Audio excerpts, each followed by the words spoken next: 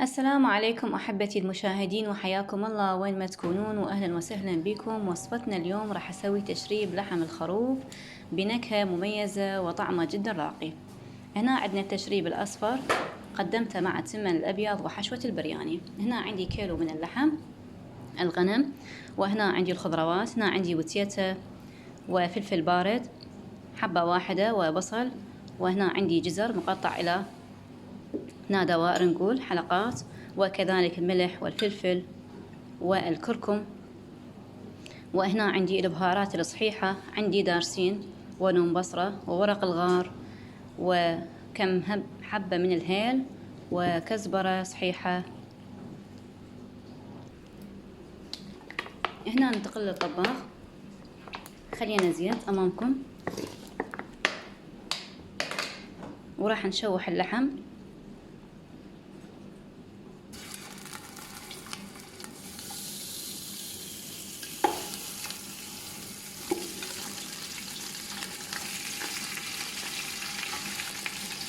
هنا راح نشوح لحد ما يتغير لون اللحم.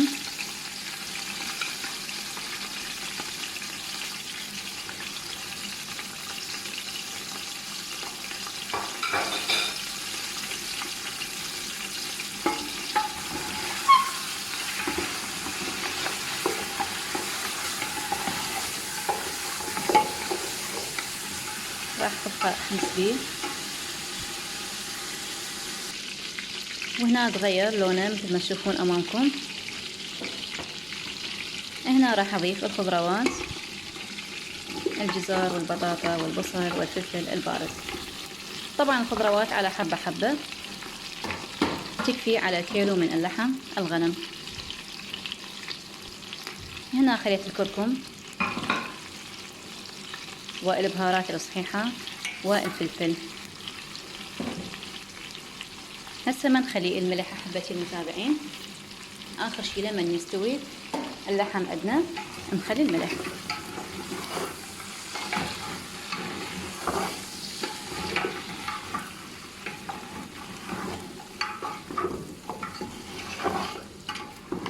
هنا بقينا نحمس بالخضروات ويا اللحم حتى تاخذ من نكهة اللحم الخضروات والبهارات أيضا.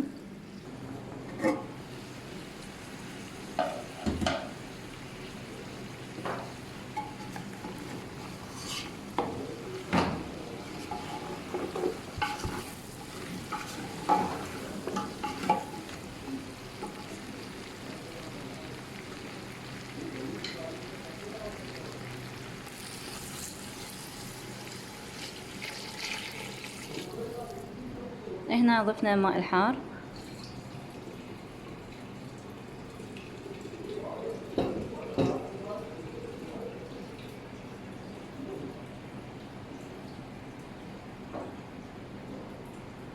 هنا نخلي كمية المي حتى يتغطى اللحم ويستوي كل زين.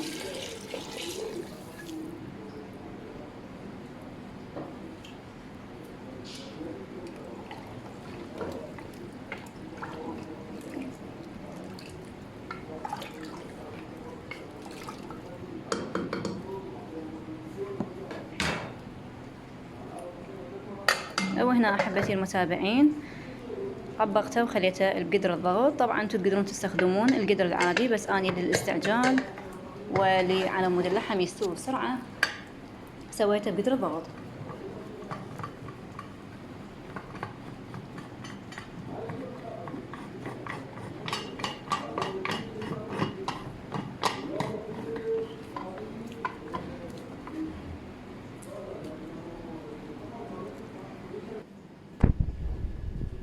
وهنا أحبتي المتابعين جهز طبقنا لهذا اليوم، وصفة التشريب اللحم الأصفر، وقدمته مع التمن الأبيض وحشوة البرياني، وأصبح بهذا الشكل، وصحتين وعافية.